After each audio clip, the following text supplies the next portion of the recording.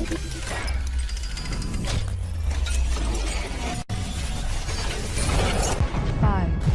4, 3, 2, 1.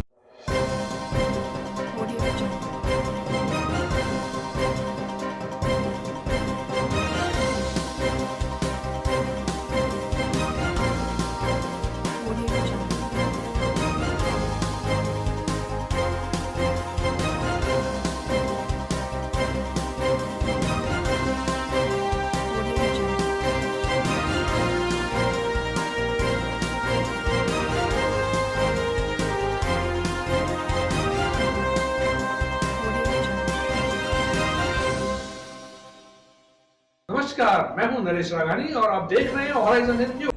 अजमेर से आज फिर निकले 15 कोरोना पॉजिटिव। अजमेर जिले के अलग अलग स्थानों से 15 कोरोना पॉजिटिव मामले आए सामने। वहीं एक 52 वर्षीय महिला की मौत। डॉक्टर संजीव महेश्वरी ने की पुष्टि।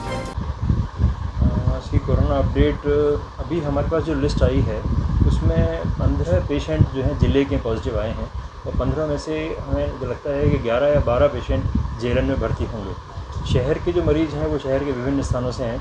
संस्कार नगर से 2 पेशेंट हैं जो दोनों हस्बैंड वाइफ हैं। पहाड़गंज से एक हैं, एक कोटड़ा से एक पेशेंट हैं, एक पेशेंट घी मंडी से महिला हैं और इसके अलावा भी 2 पेशेंट अजमेर के और अलग अलग जगहों के हैं। घी मंडी की महिला ये हमारे पास में सस्पेक्ट वार्ड में कल भर्ती हुई थी। 52 वर्षीय महिला थी और अटेंडेंट सेटिस्फाइड नहीं थे, उनकी तबीयत सीरियस थी, बाईपैप मशीन पर थी। तो अटेंडेंट ने कहा उनको बड़ी जगह इलाज के लिए जाना चाहते हैं।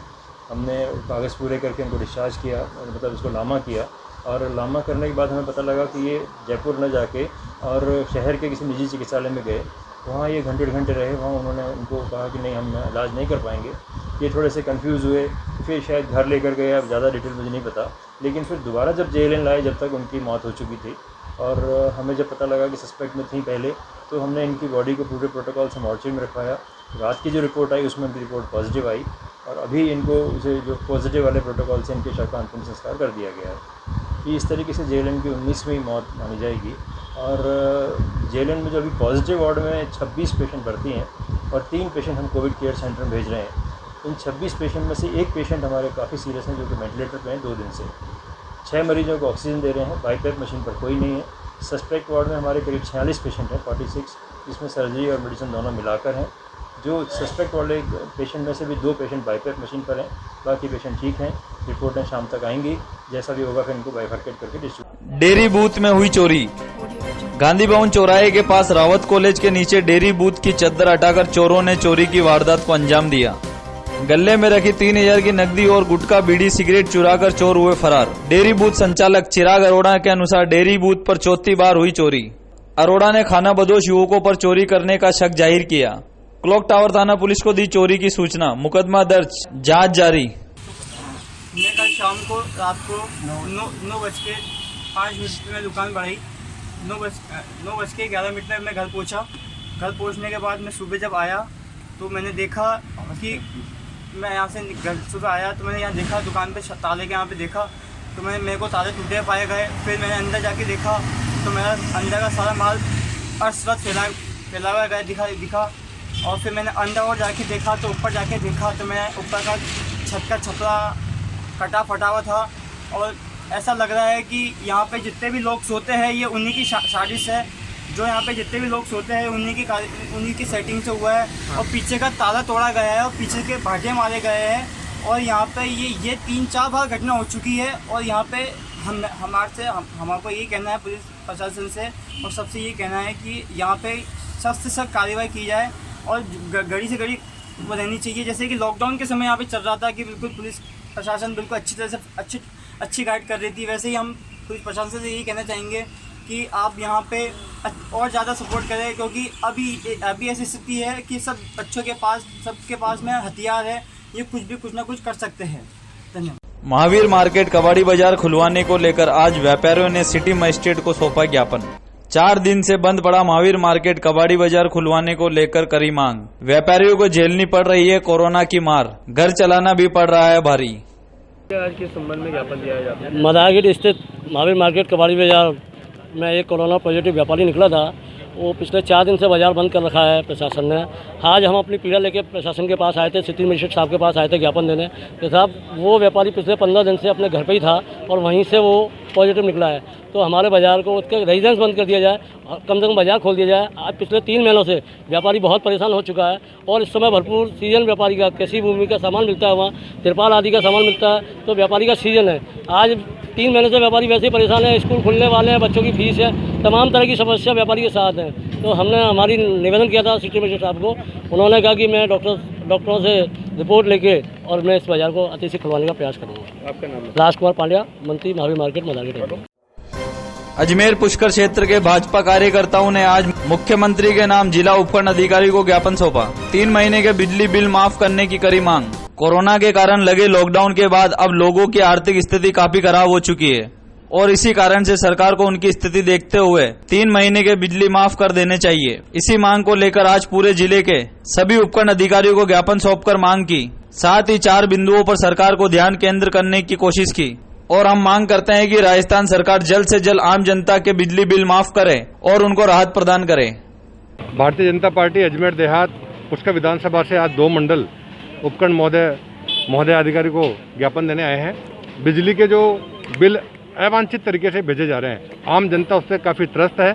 40 पैसे से लेकर के 95 पैसे प्रति यूनिट मनमाने शुल्क उसमें जोड़े जा रहे हैं और लॉकडाउन के दौरान अशोक गहलोत जी ने ये कहा था कि हम बिजली के बिल 2 माह के माफ़ करेंगे, लेकिन उन्होंने बिल्कुल भी माफ़ नहीं किए हैं। उल्टे जनता को बिल बढ़ा करके भेजे जा रहे हैं। गरीब मजदूर आम जनता जो ठेले लगाते हैं, घरों में पोछा लगाते हैं, उनके 6-6 हज़ार, 7-7 हज़ार, 8-8 हज़ार के बिल आ रहे हैं। हम मुख्यमंत्री महोदय से ये निवेदन कर रहे हैं कि आप अपनी कही बात से ही मुकर रहे हैं, कृपया मुकरे नहीं और आम जनता को इससे राहत दें। इसलिए हमारी मांग है, भारतीय जनता पार्टी अजमेर देहात की ये मांग है कि अप्रैल, मई और जून के बिल संपूर्ण रूप से माफ़ किए जाएं और जो गरीब तबके के लोग हैं उनको राहत प्रदान की जाए। भारतीय जनता पार्टी पुष्कर विधानसभा नवर मंडल कन्हैयालाल यादव।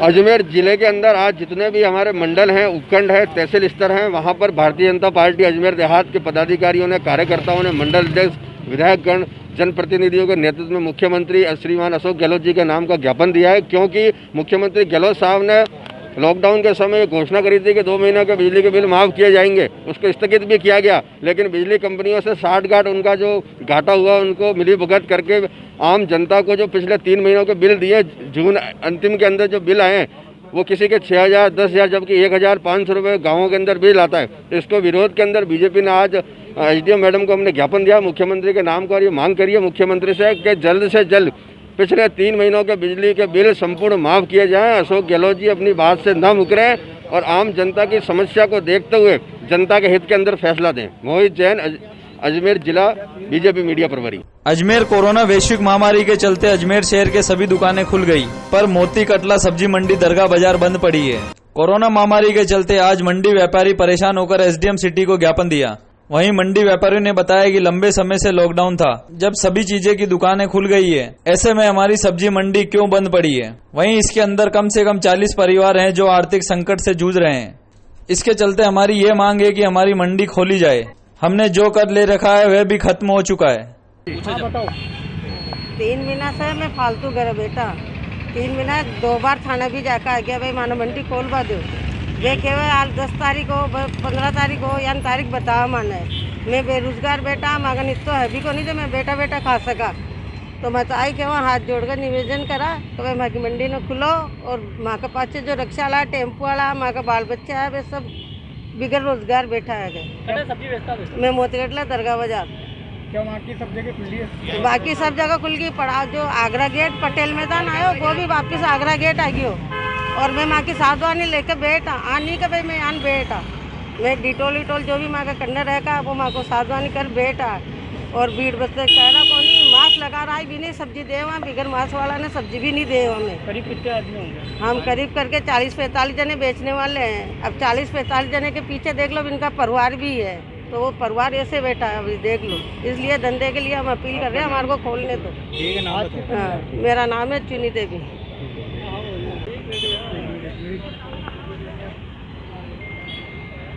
जी भैया। किसको लेकर ज्ञापन दिया है, क्या आपकी मांग है? मैं मोतीगढ़ला सब्जी मंडी दरगाह बाजार से आया हूँ। ये क्षेत्रवासी वहाँ के जो जिनका भरण पोषण वहाँ सब्जी बेचकर करते हैं, पिछले 3 माह से जब से लॉकडाउन लगा है तब से ये अपने ही घरों में बैठे हैं। उनकी नौबत इन्हें वहाँ बैठकर सब्जी बेचने नहीं दी जा रहा है। वहाँ का जो थाना है, वहाँ के सीआई साहब ने इन्हें मना कर दिया है। कई बार ये वहाँ जाकर भी मिल चुके हैं, इससे पहले एक बार भी ज्ञापन दे चुके हैं, लेकिन इन्हें वहाँ कोई भी तरीके से सुविधा नहीं है। माना इन्हें बैठने की अनुमति है, ये जैसे ही वहाँ जाते हैं मारकर भगा दिया जाता है, डांट कर भगा दिया जाता है। ये करीब 200 परिवार हैं जो भूखे मरने की नौबत पे आ गए हैं। ये काफ़ी सब परेशान है। आप देख रहे हो काफ़ी संख्या में महिलाएँ पुरुष ऐसे हैं जो बहुत ही बुरी कंडीशन में पहुँच चुके हैं। ये अभी तक कर्ज कर अपना जीवन यापन कर रहे थे। अब इन्हें वो भी स्थिति नहीं बची कि इन्हें कर्जा लेने की स्थिति में भी नहीं है। मेरी बिल्कुल पूरा अजमेर खुला हुआ है, यहाँ तक कि दरगाह के होटलें रेस्टोरेंट्स वगैरह सब वो भी खोल दिए गए हैं। लेकिन ये गरीब तबके के जो लोग हैं वो अभी तक धक्के ही खा रहे हैं अपने रोज़गार को लेकर। मंडी बहुत पुरानी है, ये तो प्रशासन नहीं बता सकता कि उसे अभी तक क्यों बंद करवा रखा है, जबकि काफ़ी समय हो चुका है। लॉकडाउन में हर छोटी छोटी चीज़ों को खोल दिया गया है। साहब कहते हैं कोरोना की बीमारी है जी। करीबन कितने परिवार हैं जो वहाँ से सब्जी लेकर अपना 50 से 60 परिवार ऐसे हैं जो अभी सब्जी बेचते हैं वहाँ और अपना गुजारा कर रहे हैं। इनसे जुड़े हुए कई और भी लोग हैं, जैसे ठेला मजदूर हैं, काफ़ी लोग हैं जो इनकी सब्जियाँ वगैरह पहुँचाते हैं। और भी परिवार हैं जो इनसे जुड़े हुए हैं, जो अभी बेरोजगार हैं। आज किसको दिया ज्ञापन? जी, कलेक्टर साहब को हम ज्ञापन देना है और एडीएम साहब को ज्ञापन देना है। नाम बताइए। राजेश कुमार गोड़ीवाल, समाज से। अजमेर के वार्ड 58 में पंचशील इलाके के कई हिस्सों के लोग पीने के पानी को लेकर हैं परेशान। पानी की समस्या को लेकर जलदाय विभाग के दफ्तर पर क्षेत्रवासियों ने किया प्रदर्शन। वार्ड वासियों ने अपना आक्रोश जाहिर करते हुए वार्ड पार्षद प्रकाश मेहरा के साथ जलदाय विभाग के दफ्तर पर नारेबाजी करते हुए प्रदर्शन किया। नाराज लोगों का कहना है कि क्षेत्र में 90 घंटों के अंतराल में पानी आता है, जिसकी जलदाय विभाग को कई बार शिकायत दी, लेकिन उसके बावजूद भी विभाग की ओर से कोई समाधान नहीं किया गया। लोगों ने जलदाय विभाग पर लापरवाही होने का आरोप लगाते हुए आंदोलन की चेतावनी भी दी। आज वार्ड के अंदर हमारी जो पानी की सप्लाई होती है वो 48 घंटे के होना चाहिए, लेकिन ये व्यवस्था नहीं है। लगभग 72 घंटे निकल जाते हैं और कभी कभी तो 72 से भी 90 और 96 घंटे भी निकल जाते हैं। मैं इनसे कई बार निवेदन कर चुका हूँ कि आप लोग पानी की व्यवस्था दुरुस्त करें, लेकिन आज तक यहाँ पे कोई विशेष सुविधा नहीं मिल पाई है। जब भी बात करते हैं, जब एक ही लाइनमैन का जवाब होता है कि टंकी में पानी नहीं आया है, और उसका भी कहना सही है अगर टंकी में पानी नहीं आया तो ये खोलेंगे कैसे। मैं आप लोगों के माध्यम से ये कहना चाहता हूँ कि जब बीसरपुर में पर्याप्त पानी है, लाइटें पर्याप्त है, तो फिर पानी क्यों नहीं आता है। ये सारी है व्यवस्थाओं की कमी है। जो पूरा ये प्रशासन है, जो इसका जल विभाग का, वो बिल्कुल निकम्मा है। कई बार कहने के बाद भी नहीं सुनते हैं। और अभी जो मतलब गर्मी है उसके अंदर पानी के बिना आदमी की कैसे गाड़ी चलेगी। और हमारा बहुत बड़ा वर्ग जो पंचशील क्षेत्र में रहता है वो सर्विस क्लास है। दोनों मियाँ बीवी अधिकतर सर्विस पे चले जाते हैं। पानी की कोई टाइम टेबल नहीं है। पानी 7 बजे आने वाला 12 बजे तक नहीं आता। 12 बजे बाद हम जब फ़ोन करते हैं तो पता चलता है साहब आज पानी नहीं आएगा, कल आएगा। पहले तो हमें समय देते रहते हैं 11 बजे आएगा, 12 बजे आएगा, उस तरह के हम भी पब्लिक को कहते रहते हैं। अंत में ये आता है कि भाई आज नहीं आएगा, कल आएगा। तो ये व्यवस्था कब तक चलेगी। और इनको कई बार कह दिया। उसके अलावा पिछले साल हमने जो लाइनें चेक करवाई कि भाई इस लाइन के अंदर ये पुरानी लाइनें हैं, इनमें आप नई में जोड़े बोले साहब जोड़ते हैं। आज 1 साल से ज़्यादा का समय निकल गया है, वो एक कदम भी आगे नहीं बढ़े आज तक। इनको यही नहीं मालूम। जब इन्हें बोले जाता है फाइल निकालो तो ये बोलते हैं साहब एक एप्लीकेशन आप और भेज देना। क्यों भाई, इससे पहले वाली एप्लीकेशन कहाँ गई। जबकि हम जब भी एप्लीकेशन देते हैं उसमें बताते हैं इस तारीख को हमने दी है, इनको आज तक ये पता नहीं है कि एप्लीकेशन कहाँ गई। जब भी आते हैं जैन ने अपनी आके रिपोर्ट बना के चला जाता, उसमें कोई भी आज तक प्रोग्रेस नहीं हुई। तो मैं हमारे क्षेत्रवासी इतने परेशान हैं, इतने यहाँ पे मतलब स्थिति ये है, इसके बाद भी मजबूर होकर हमें यहाँ पे आके आना पड़ता। नहीं तो अन्यथा हम भी नहीं चाहते हैं कि किसी भी तरह से यहाँ पे हम आएँ और इनको कहें, क्योंकि हम भी जानते हैं अभी जो हालात है उस हालात को देखते हुए जहाँ तक हो हम लोग बचना चाहते हैं। लेकिन इन्होंने मजबूर कर रखा है कि पीने जैसी पानी की व्यवस्था जो मतलब सुविधा होनी चाहिए वो लोग वो भी ये दुरुस्त नहीं करवाते हैं। मैं इनसे फिर कहना चाहता हूँ, जब भी अगर लॉकडाउन खुला तो अगला आंदोलन होगा, जन आंदोलन होगा, और उसके जुनेगार आप लोग होंगे। पूर्व में विधायक साहब ने वहाँ पे कलेक्टर साहब को और उनको सबको ज्ञापन दिया था। उसके बाद भी कोई इन्होंने विशेष यहाँ पे सुविधा नहीं करी है। खाली एक दो दिन व्यवस्था सही रहती है। लाइनमैन से बात करी जाती तो एक ही बात है कि हमारी टंकी में पानी नहीं आया। मैं इनसे एक बात वो कहना चाहता हूँ, बस्ती बढ़ रही है, पूरा विशाल नगर को भी इन्होंने ज्वाइन कर लिया। अच्छी बात, सबको पानी की व्यवस्था है वो करनी चाहिए। एक टंकी भी नहीं बनाए जाए। जगह है इनके पास, CSM मॉल के बिल्कुल पास में जगह दे रखी है, पर इनकी नींद उड़ती नहीं है। मूलभूत सुविधा के लिए नहीं उड़ती तो टंकी के लिए क्या उड़ेगी? ये ऐसी विडम्बना है कि यहाँ पे आओ, जब आते हैं जब ये मतलब लॉलीपॉप दे के रवाना कर देते हैं, JN को भेज के रिपोर्टें कराते हैं, उसके बाद कभी भी एक कदम भी आगे नहीं बढ़ते। आज हम पंचशील ए से पानी का ज्ञापन लेकर के आए थे। हम 5-6 जन हैं पानी की समस्या को लेते हुए। एक तो पंचशील के ए के अंदर जो पानी का चल रहा है, टाइम से नहीं मिल रहा है पानी का। पहले भी हमने पानी की समस्या को लेके कलेक्टर साहब से मिले थे, जब डोकरा थी उनसे मिले थे। उस समय हमने पानी की समस्या को लेते हुए गणेशवाड़ी और पंचशील ए को अलग किया, जिससे पंचशील ए में पानी का प्रेशर बराबर चल रहा था। अभी भी 3 दिन पहले मैंने एन साहब से बात करी थी, विशाल नगर को हमारे साथ जोड़ रखा है, जिसके कारण पानी का प्रेशर बिल्कुल टूट गया है। पंचशील ए में पानी नहीं आ रहा है। उनसे मैंने रिक्वेस्ट करी थी कि विशाल नगर का पानी का अलग से दें, पंचशील को अलग से, जिससे पानी का प्रेशर बने। वालमैन भी परेशान हो जाता है, उसके बाद इतने फ़ोन आते हैं, पानी नहीं आता है। वालमैन का एक ही रहता है कि साहब मेरे को पंप से पानी सप्लाई नहीं हो रहा है, पानी सप्लाई होगा तो मैं टाइम से दे पाऊँगा। ये पंचशील की समस्या को अभी भी कई जगह जो गैस वालों ने पानी की पाइपलाइन तोड़ दी है, उसको रिपेयर नहीं हो रही है, 7-7 दिन तक रिपेयर नहीं होती है। अभी पंचशील में ही मॉल के पास 15 दिन के बाद कह करके पाइपलाइन को ठीक कराया। अभी भी डी मार्ट के पीछे पानी बह रहा है, उसको देखने वाला कोई नहीं है। जबकि वालमैन की ड्यूटी है जब पानी सप्लाई करे तो पूरी कॉलोनी में चक्कर लगाए, कहाँ वाल टूट रहा है, तो टूटा हुआ है, पानी बह रहा है तो वो पानी बंद करके उसको रिपेयर करे, फिर पानी की सप्लाई करे। हमारे यही निवेदन है पानी के लिए। मुनेश शंकर भार्गव, उपाध्यक्ष पंचशील विकास समिति है। अजमेर में एक विवाहिता अपनी 13 साल की बच्ची के साथ पिछले 2 दिनों से है लापता। मामले को लेकर महिला के भाई ने SP कुंवर राष्ट्रदीप से बहन व बच्ची को तलाशने की लगाई गुहार। विवाहिता का नाम रेखा है और वह अपनी बच्ची वर्षा के साथ पिछले कुछ दिनों से ससुराल में थी। रेखा के भाई शंकर ने बताया कि उसका जीजा बहन के साथ मारपीट करता था और रेखा 2 दिन से घर से लापता है। शंकर ने अलवर थाने में मामला दर्ज कराया, लेकिन अभी तक महिला और बच्ची का कोई पता नहीं चला। रेखा के भाई ने मामले को लेकर SP से लगाई गुहार। मैं श्रीनगर से आया हूँ, मेरी बहन लापता है। ये हमारे रोज़ भावना माराकूटी करता है मेरी बहन को, क्या फिर वो घर छोड़ के चली गई। 12-13 साल की बच्ची है, वो मेरे पर इल्ज़ाम डाल रहे हैं, बोले कि ये भाई लेके गया रात को। मैं रात को गाड़ी पे से आया हूँ और ये थाने में भी शिकायत कर दी और यहाँ SP के पास में भी आ गया मैं साहब जी। अभी हैं अलवर थाना है, इस पे रिपोर्ट लिखी है। यहाँ पे क्या नाम है इनका? इसका नाम है रेखा नाम है, उम्र है 28 साल, 12 साल की बच्ची है इसके साथ में, वर्षा नाम है। मेरा नाम शंकर सिंह रावत है। कब से लापता है? क्या ये 2 तारीख को लापता है, 2 तारीख से गायब है। आज 6 तारीख को 5-6 दिन हो गए, कोई मालूम नहीं पड़ रहा है उसका। ये पति करा, इसके ससुराल वालों ने करा, इसके हाउ ने, इसके देवर जेठों ने ये करा इसने। ये कल्याणीपुर है ससुराल। और मेरा नाम शंकर सिंह है, मैं श्रीनगर से हूँ। मैं इसका भाई हूँ, बड़ा भाई हूँ इसका। जी सर, ये शंकर सिंह जी रावत है, इनकी सिस्टर है, रेखा नाम है उसका। और उसका पति शराब पी के आए दिन उसके साथ में मारपीट करता था। 1.5-2 महीने तक लॉकडाउन में रेखा अपने भाई के साथ रही। बड़ी मुश्किल से महिला थाने में भी शिकायत कराई थी।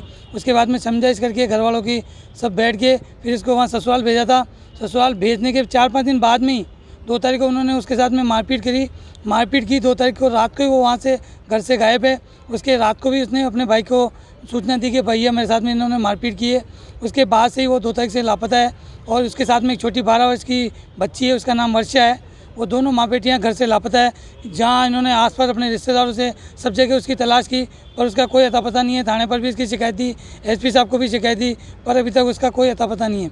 उसके बाद में कौन सा थाने पर सुनवाई नहीं हो रही है? अलवर थाने पे इन्होंने जाके सूचना दी और उसके घर वाले भी आए, उसका पति भी वहाँ आया था। वो भी फुल शराब के नशे में धुत था और इनके साथ में बदतमीजी करी और इनको अनाप शनाप बोला।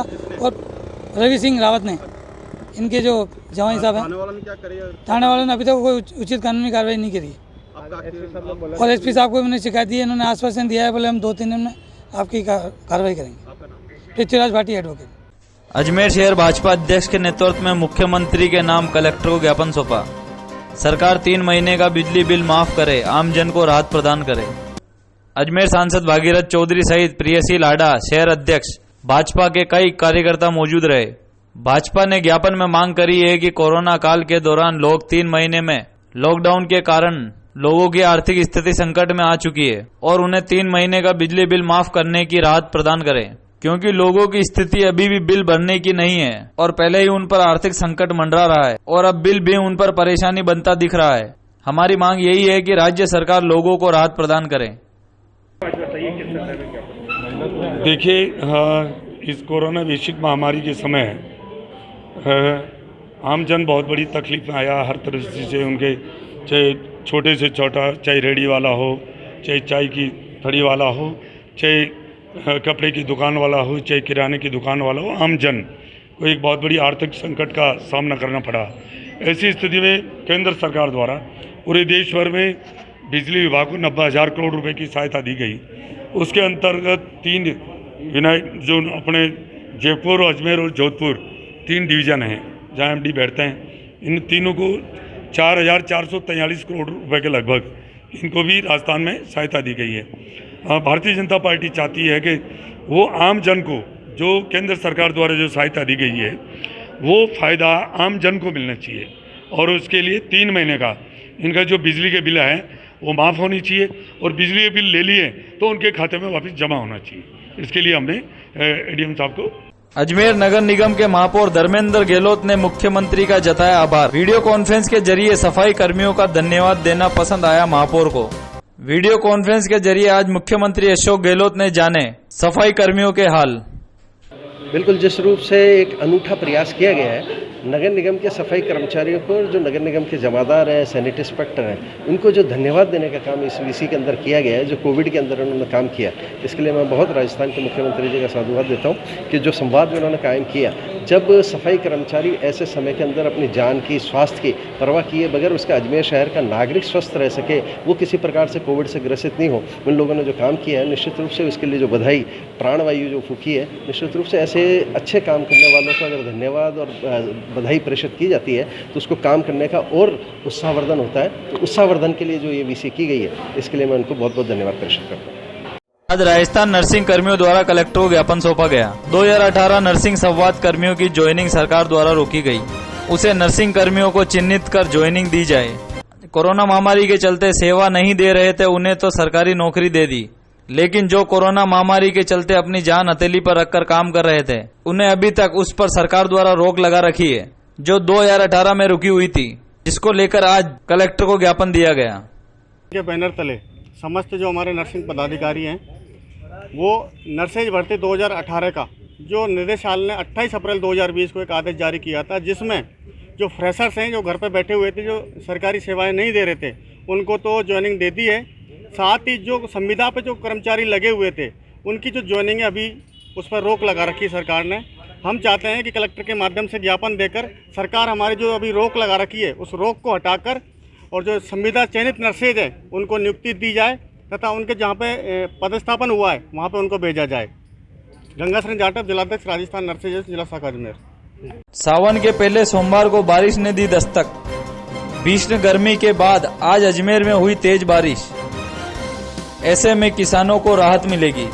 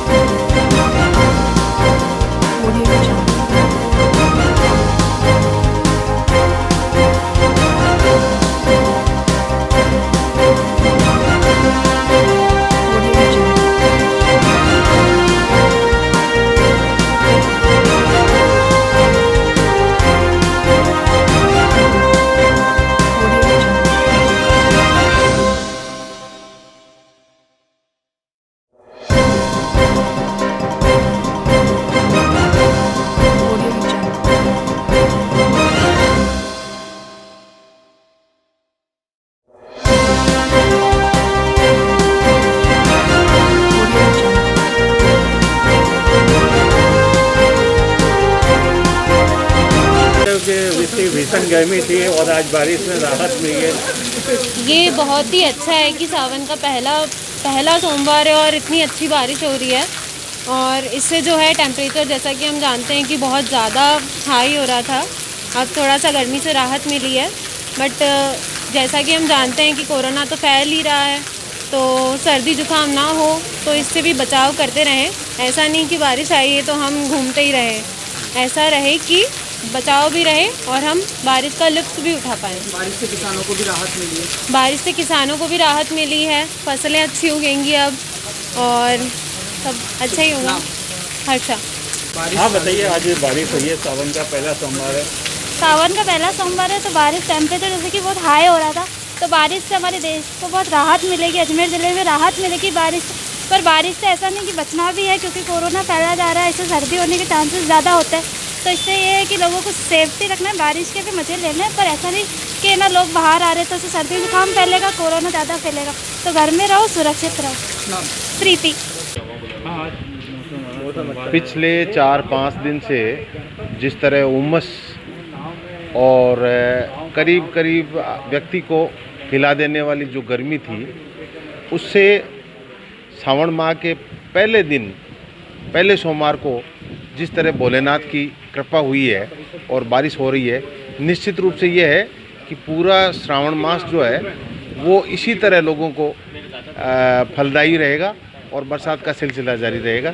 इसलिए भोलेनाथ की बहुत बहुत कृपा है और इस भोलेनाथ के प्रांगण में खड़े होकर के और हम यही कहना चाह रहे हैं कि भोलेनाथ की जो कृपा है, या यूँ कहें इस संस्कृति के लिहाज से कि भोलेनाथ ने अपनी जटा खोल ली है और ये पूरे श्रावण मास जो है वो इसी तरह ये सिलसिला जारी रहे। आपका नाम बताइए। जय सिंह। राजपूत छात्रावास कुंदन नगर के प्रांगण में आज एक सभा का आयोजन रखा गया था। भोलेनाथ की कृपा से आज पहले सोमवार को, सावन के पहले सोमवार को काफ़ी दिनों से तपती धूप से निजात मिली है और इसी प्रांगण में आज हम मीटिंग रख कर के यही अरदास कर रहे थे कि आज अच्छी मौसम रहे, मौसम सुहाना रहे, पूरा साल अच्छा रहे, कोरोना का प्रकोप से हमें निजात मिले। इसी कई प्रकार की हम लोगों ने जन सेवाओं के लिए, जनता के भले के लिए भगवान से अरदास करी और भगवान ने हमारी अरदास को सुनते हुए सबसे पहले बारिश का अच्छा सुहाना मौसम कर दिया। बारिश अच्छी आ गई और हम भी उम्मीद करते हैं कि आगे भी इस प्रकार बारिश रहे और मौसम सुहाना रहे, किसान, गरीब जनता, आम पब्लिक सब खुश रहे। और इसी प्रांगण में हम लोग अक्सर सोमवार को आराधना करते हैं। अभी फिर करें, मैं करण सिंह खंगारोत, महासचिव, राजपूत छात्रावास, कुंदन नगर। भगवान भोलेनाथ की भक्ति का पर्व सावन मास आज से शुरू हुआ। इस वर्ष कोरोना संकट के बीच भक्त अपने भगवान के दर्शन करने में काफी परेशान हो रहे हैं। वहीं सावन के पहले सोमवार को बारिश ने दी दस्तक। इस बार कोरोना संक्रमण की वजह से प्रमुख मंदिर बंद है। कुछ मंदिरों में पुजारी और सीमित संख्या में भक्त भगवान शिव का अभिषेक कर रहे हैं। शहर के मोहल्लों में कुछ मंदिर खुले हैं जिसमें थोड़ी थोड़ी मात्रा में भक्त पहुंच रहे हैं और बारी बारी से श्रद्धालु दर्शन कर रहे हैं। जी हाँ, आप सभी को पता है कि कोरोना वायरस के चलते हुए बहुत सारे मंदिर और स्कूल सब बंद है। उसके चलते हुए यहाँ पर जैसे छोटे छोटे मंदिर ही खुले हैं और जो मतलब सावन का पहला सोमवार है तो सबने व्रत रखा है और फिर मंदिर तो आएंगे, तो उसी हिसाब से 3-4 लोग ही आए, ज़्यादा नहीं आए। सोशल डिस्टेंस की नज़र रखते हुए लोग यहाँ पर पूजा करते हैं। आज आपको पहला सोमवार, आपको कैसा लग रहा है? आज आप भगवान को लग रहा है तो भगवान की पूजा तो करनी है कैसे भी करके, पर वही ध्यान से रखते हुए करें तो ज़्यादा सही है। ये पूजा किस प्रकार करते हैं आप लोग? सोमवार, सावन का पहला सोमवार आता है, किस तरह की प्रार्थना यहाँ पे विशेष की जाती है घर के लिए? किस तरह की चढ़ाते हुए धूप वगैरह चढ़ाते भगवान की प्रार्थना आराधना करके सबकी शांति के लिए प्रार्थना करते हैं। कितने सोमवार आते हैं? ये महीने में 5 आएंगे। ठीक है, आपका पूरा नाम बताइए। मेरा नाम रेखा चौहान है। आपके साथ में कौन थे? अब आपके साथ में कौन थे जिन्होंने? मेरे साथ में मेरे पड़ोसी सब है और डिस्टेंस का सारा ध्यान रखते हैं। अजमेर के एसपी कार्यालय के बाहर आज उस वक्त हंगामा खड़ा हो गया जब एक सुशीला नाम का किन्नर वहां पहुंचा।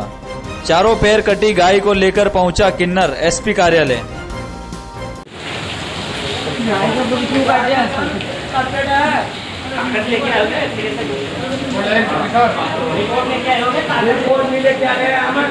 गाय को 4 पैर काटे रखे को 2 बैठा के रिपोर्टर लिखा हमारा भाई, गाय तो मरे जान हो रही है। खाना तो कहीं सुनाई नहीं करे कहीं।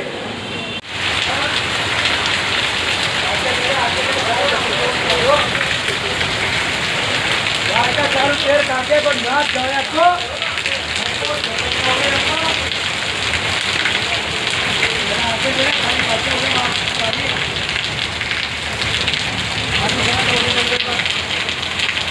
सुशीला किन्नर ने वहां पहुंचकर एसपी से मिलने की बात कही, जिस पर एसपी ने सुशीला किन्नर को अंदर बुलाया और अपनी बात रखने का मौका दिया। मामले को लेकर सुशीला किन्नर ने बताया कि 4 दिन पहले आदेश नगर थाना इलाके के बडलिया गांव में अज्ञात व्यक्ति द्वारा एक गर्भवती गाय के चारों पैर कुल्हाड़ी चलाकर उसे गंभीर घायल कर दिया। साथ ही जब मामले की रिपोर्ट पुलिस में दी तो 3 दिन बाद भी पुलिस ने दोषियों के खिलाफ कार्रवाई नहीं की। इसी से नाराज होकर सुशीला किन्नर आज एसपी कार्यालय पर पहुंची। सुशीला किन्नर ने बताया कि ग्रामीणों ने उस व्यक्ति का नाम भी बताया जिसने गाय पर कुल्हाड़ी मारी। सुशीला किन्नर ने दोषियों के खिलाफ कार्रवाई नहीं होने पर आगे आंदोलन की चेतावनी भी दी। बताइए किस लिए आप यहाँ? इस गाय को बड़िया के अंदर तालाब के अंदर किसी ने काट दिया। बड़िया गाँव है अजमेर के पास में, तो बड़िया के अंदर इस गाय को काट दिया। ये गाय दरानी है। अब ये गाय दरानी और गाय तनी रिपोर्ट करी तो पुलिस खड़ा सुबह शाम का काटी और सुबह का आया तो और गाय ने देखी गाय बिल्कुल चारों पैर कचेड़ा। तो ये चारों पैर कचेड़ा देखा तो रिपोर्ट दी तो भाई रिपोर्ट नहीं जेली पुलिस खड़ा और जेली तो 151 की कर दी रिपोर्ट ने। नहीं तो ऐसा गाय का पैर काटने वाले को सजा होना चाहिए और गिरफ्तार होना चाहिए, उसका रिमांड होना चाहिए और जल्दी से जल्दी उसको गिरफ्तार करना चाहिए। किस लिए हम इस गाय को लेके आए हैं। अच्छा, एसपी साहब ने क्या कलेक्टर का दुनिया पेश हुई हूँ। क्या बोले एसपी साहब ने? एसपी साहब फोन लगायो बड़ा पत्थर थाना में माँ का सामने तो फोन लगायो। अब थाना वाला खाना पूर्ति कर दे, ये पार लगा दे। हाँ आप तो चलाते हो, आपकी कार्रवाई पूरी हो पाएगी या नहीं हो पाएगी?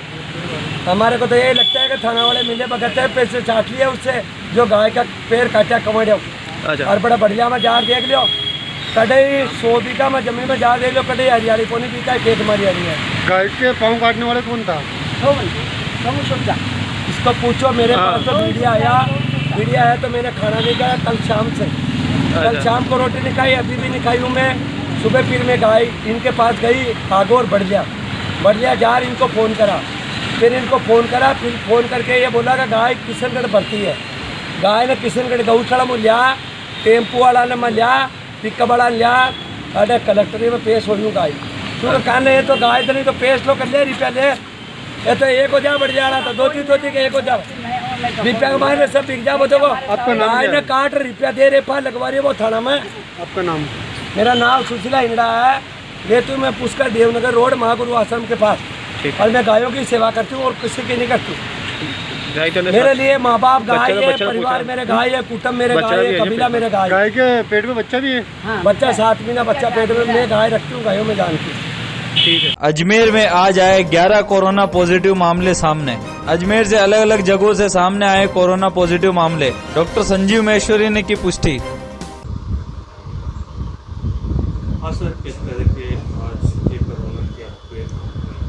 JRN हॉस्पिटल की जहाँ तक बात कर रहे हैं, अभी हमारे पास में एक्सपेक्टेड 11 पेशेंट उम्मीद है कि पॉजिटिव नए भर्ती होंगे।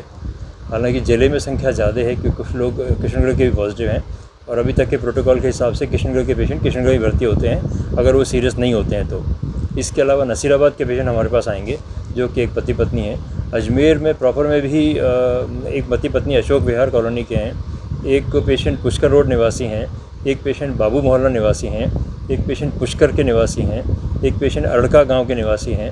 तो इस तरीके से कुल मिला के 11 पेशेंट हम एक्सपेक्ट कर रहे हैं कि अभी थोड़ी देर में हमारे पास भर्ती हो जाएंगे JRN हॉस्पिटल में। इन 11 के अलावा हमारे पास पहले से भी 30 पेशेंट भर्ती हैं पॉजिटिव वार्ड में।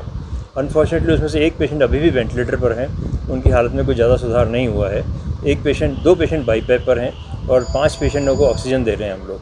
सस्पेक्ट वार्ड में ही हमारे पास में 41 के आसपास पेशेंट भर्ती हैं, जिनमें से 2 मरीज ऑक्सीजन पर हैं। तो इस तरह से ऑक्सीजन और वेंटिलेटर बाईपैप मशीन वाले पेशेंट हम सीरियस कंसीडर करते हैं। इसके अलावा हम करीब 16 पेशेंट कोविड केयर सेंटर में उनके लगभग लक्षण रहित होने के आधार पर सेंटर में रेफ़र कर चुके हैं। और जो पुरानी जो डेथ है उनके अलावा तो अभी हमारे पास में सीरियस पेशेंट एक है नया पेशेंट कोई हमें ऐसा लगता नहीं है कि किसी का कोई नुकसान होने की अभी ताज़ा संभावना है। सर जो आज ये बारिश आई है इससे भी नुकसान हो सकता है? बारिश का एसेस देखिए, अभी तक कोरोना के जो वायरस के बारे में बहुत जो चर्चाएं चल रही हैं, ऐसा कोई बहुत फिक्स नहीं है कि बरसात से वायरस की संभावना बढ़ जाएगी या फिर गर्मी से संभावना कम हो जाएगी। हमारे जो पूरे वर्ल्ड वाइड जो डेटा अवेलेबल हैं, इसमें टेम्परेचर का बहुत ज़्यादा इफेक्ट वायरस पर देखा नहीं गया। जो बहुत ठंडे मुल्क हैं उनमें भी वायरस उतनी तेज़ी से फैल रहा है, और जो ऑस्ट्रेलिया जैसे गर्म मुल्क हैं वहाँ पर भी वायरस फैल रहा है। और हमने देखा पिछले दिनों काफ़ी गर्मी थी, काफ़ी उमस थी, लेकिन वायरस की फैलने की रफ्तार में कोई कमी नहीं आई। बरसात से ऐसा थोड़ा संभव है कि हल्की बरसात से वायरस फैल सकता है, लेकिन इससे बरसात के अलावा दूसरी बीमारियों, वायरस के अलावा दूसरी बीमारियों की संभावना ज़्यादा होगी अगर लोग साफ सफाई का ध्यान नहीं रखेंगे। भाजपा जिला अध्यक्ष प्रियाशील गड़ा के निर्देशानुसार भारतीय जनता युवा मोर्चा शहर जिला अजमेर की ओर से भारतीय जन संघ के संस्थापक डॉक्टर श्यामा प्रसाद मुखर्जी की जयंती पर युवा मोर्चा कार्यकर्ताओं ने पुष्पांजलि अर्पित कर नमन किया। इस अवसर पर भाजयुमो जिला अध्यक्ष दीपक राठौड़ ने बताया कि देश की एकता व अखंडता के लिए अपना सर्वस्व न्योछावर करने वाले डॉक्टर मुखर्जी के आदेश, मूल्य एवं सिद्धांत हम सभी के लिए मार्गदर्शन व प्रेरणादायक है। भाजपा जिलाध्यक्ष श्री प्रियशील जी हड़ा जी के निर्देशानुसार भारतीय जनता युवा मोर्चा शहर जिला अजमेर की ओर से जनसंघ के संस्थापक डॉक्टर श्यामा प्रसाद मुखर्जी की जयंती के अवसर पर आज भारतीय जनता युवा मोर्चा कार्यकर्ताओं ने पुष्पांजलि कर उन्हें नमन किया, याद किया। श्यामा प्रसाद मुखर्जी जनसंघ के संस्थापक के साथ में एक प्रखर चिंतक, एक प्रखर राष्ट्रवादी होने के नाते वो धारा 370 को खत्म करने के लिए जीवन पर्यंत लड़ाई लड़ी और अपना सर्वस्व न्यौछावर कर दिया।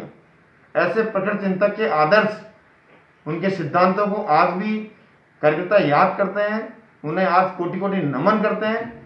और इस अवसर पर आज प्रत्येक युवा मोर्चा कार्यकर्ता ने मंडल स्तर पर 10-10 पेड़ लगाए और साथ ही उनके विचारों को प्रत्येक व्यक्ति तक पहुंचाने के साथ ही अपने जीवन में आगे बढ़ने की प्रेरणा ली, संकल्प लिया।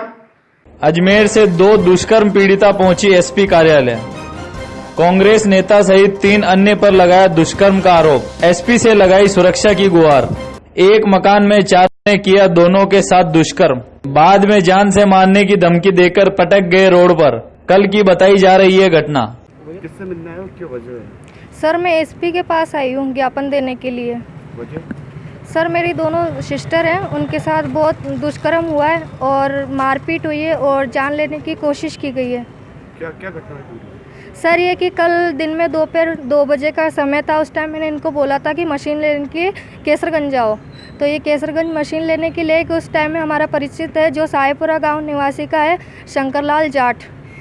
उसके पिताजी का नाम है रामदेव सारण, जो कि हमारे गांव का है। वो वहाँ केसरगंज में खड़ा था और इनको देख के इनको कॉल किया, बोले कि मेरा बर्थडे है तो हमारे घर पे चलो, तुम्हारी मम्मी वगैरह सब वहीं पर है। हम लोग उस टाइम मौसी के घर पे थे, तो इन लोगों को धोखे से कार में लेके गया कोटड़ा इलाके में। अब कोटड़ा वहाँ लेके गया तो वो जो बंदा लेके गया शंकर, वो तो वहाँ से फरार हो गया और वहाँ पे 4 लोगों के सुपुर्द कर दिया इन दोनों छोरियों को। वहाँ पे इनके साथ बलात्कार करने की कोशिश की गई। जब इन्होंने नहीं करने दिया तो इनके साथ मारपीट की और इनको जान से ख़त्म करने की पूरी कोशिश की और बिल्कुल इनको लावारिश स्थिति के अंदर यहाँ पे वैशाली नगर में पटक दिया। इनका मुंह दबोचा और इनको इतना बुरा मारा कि एक की पंसली फ्रैक्चर हो गई, दूसरे के पेट में चोटें आई है और नाक की हड्डी टूट गई है। और इनको नशीले मतलब पता नहीं क्या खिलाया क्या पिलाया, बिल्कुल ऐसी स्थिति में मिले कि इनकी जान भी जा सकती थी। कितने जने थे टोटल? ये 5 जने टोटल थे। 4 को मैं नहीं जानती, एक को जानती हूँ जिसका नाम शंकर है। क्या नाम है? शंकर। कहाँ के रहने वाला है? साईपुरा गांव का, नागौर डिस्ट्रिक्ट। कैसे जानते, कैसे मुलाकात हुई? हमारे गांव का है। अच्छा, पहले से जानते? हाँ हमारे गांव का है। कार में पिटा के ले गया? हाँ, इनके साथ धोखा करा बिल्कुल। उस अकेले लड़के ने इन 4 को बेच दिया। मतलब कौन थाने पे गए थे आप? हम किशनगंज थाने पे गए थे, लेकिन ये दोनों ऐसी स्थिति में थी कि बयान नहीं दे पा रही थी, इसलिए हम इनको अभी घर ले गए और अभी हम डायरेक्ट एसपी के पास आए हैं। क्या बोला एसपी साहब को? ज्ञापन दे दिया? नहीं सर, अभी बस ज्ञापन देने ही जा रहे हैं। तो ये फिर इनको कहाँ छोड़ा? ये अपने वैशाली जो बस स्टॉप है ना, वहाँ पे इन दोनों को पटक दिया था। वहाँ पे 10-20 लोग हैं जो गवाह हैं। बिल्कुल। कहाँ से लेके गए थे? केसरगंज से। हाँ? केसरगंज से। अच्छा, वो फरार हो गया अभी? सर वो बिल्कुल फरार है, उसका फ़ोन भी स्विच ऑफ है और इतनी गंदी हरकत की है कि मैं तो चाहती हूँ कि न्याय मिले, कि आज के बाद ऐसी नाबालिग बच्चियों के साथ ऐसा दुष्कर्म ना हो। इसलिए हम न्याय के लिए एसपी के पास आए हैं। अजमेर में पहली बारिश के बीच नगर निगम की खुली पोल। मानसून की पहली बारिश के दौरान अजमेर के कुछ इलाकों में भरा पानी। आइए जानते हैं अजमेर की स्थिति के नजारे नरेश गौड़ द्वारा। अजमेर में पहली बारिश से अजमेर की पोल खुलती हुई नजर आ रही है। जिस तरह से दावे करे गए थे, नगर निगम ने सफाइयाँ कराई थी, और वो आप मेडिकल कॉलेज के पीछे का हालात देखिए किस तरह से यहाँ पर पानी के भर चुका है। यहाँ पर आने जाने वालों को दिक्कतें हो रही है, कोई पैदल जा रहा है तो किसी की गाड़ियाँ बंद हो रही है, तो और यहाँ पर आने जाने वालों को इससे राहत नहीं मिल पा रही, क्योंकि बिल्कुल पानी के बीच में से होकर गुजरना पड़ रहा है। ऐसे में महामारी का सामना भी करना पड़ रहा है, कोरोना महामारी चल रही है। इस तरह से यहाँ पर आने जाने वालों को निकलने में पानी के बीच में से निकलना पड़ रहा है। हॉरिजॉन के लिए नरेश गौड़, अजमेर। विवाहित जोड़ा आया कोरोना पॉजिटिव। अजमेर में 2 नवविवाहित जोड़ों को हुआ कोरोना। के सोनी ने जानकारी देते हुए बताया कि एक अशोक विहार से कल दूल्हा पॉजिटिव आया था, आज उसकी बीवी पॉजिटिव आई है और एक विवाहित जोड़ा पुष्कर रोड निवासी है। देखिए, आज 2 कपल पॉजिटिव आए। एक कपल तो पुष्कर रोड से है और एक का दूल्हा जो कल पॉजिटिव आया था, दुल्हन जो उसकी वाइफ है वो आज पॉजिटिव आई है अशोक विहार से। तो टोटल कितने कपल हुए? टोटल 2 कपल हुए हैं जो पॉजिटिव है। कल उसका दूल्हा पॉजिटिव आया था, उसकी दुल्हन है, और एक कपल आज पॉजिटिव है। आज वाला जो है वो पुष्कर रोड से है।